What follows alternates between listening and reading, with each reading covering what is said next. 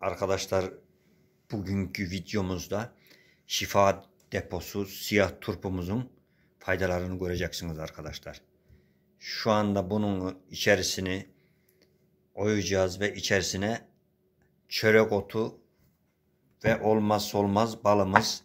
Peygamber Efendimizin dediği gibi ölüme çare olsa çörek otu diyordu arkadaşlar. Ölümden hariç her şeye çare diyordu çörek otumuzu. Balından karıştırıp turpumuzun içerisine koyacağız arkadaşlar. Arkadaşlar, turpumuzun üst kısmından kesiyoruz şu anda.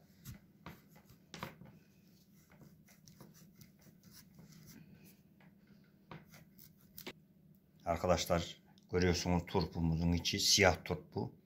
Bembeyaz çıktı ve kapak kısmı da burada. Şu anda turpumuzun içini oyacağız arkadaşlar. Bu siyah turp şifa deposu arkadaşlar. Bunun faydaları saymakla bitmez değerli arkadaşlar.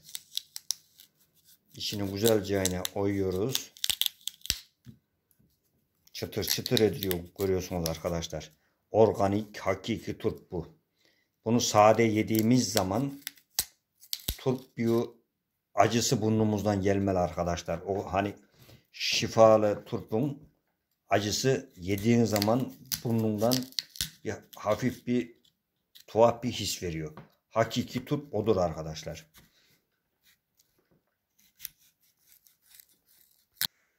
Arkadaşlar, turpumuzun içerisini şu anda oyduk güzelce, görüyorsunuz.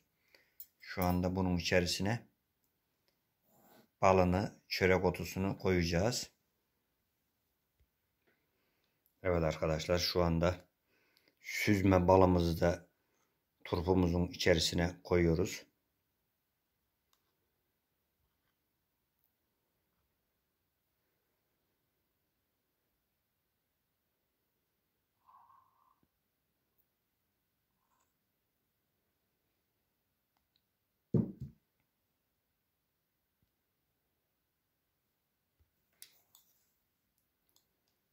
Evet arkadaşlar, şu anda da çörek otumuzu bir çay kaşığı balamızın üzerine döküyoruz.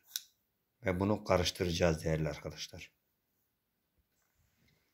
Güzelce karıştıralım arkadaşlar balımızla çörek otumuzu.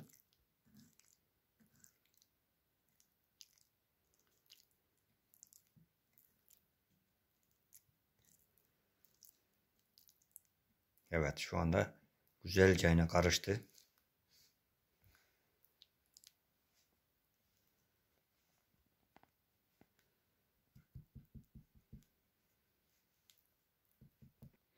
Arkadaşlar, şu anda balımızı da koyduk güzelce turpumuzun içerisine.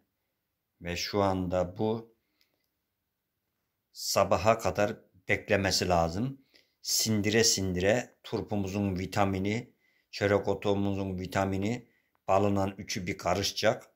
Ve ne bronşit kuracak değerli arkadaşlar, ne öksürük.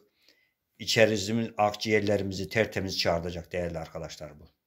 Şu anda biz bunu yaptık. 12 saat beklemesi lazım arkadaşlar. Şu anda yaptık. Bir gece geçmesi lazım üzerinden ki bu yavaş yavaş anca sızma yapacak arkadaşlar. Bu turpumuz sıza sıza sıza bardağımızın içine inecek ve sabahleyin ne yapacağız? Bunu aç karnına içeceğiz değerli arkadaşlar. Bronşidi olan, öksürüğü olan akciğerlerimizi tertemiz çağıracak değerli arkadaşlar. Siyah turp bu şifa deposu. Ve kapağını da kapatalım. Güzelce bu. Evet arkadaşlar, şu anda kapattık.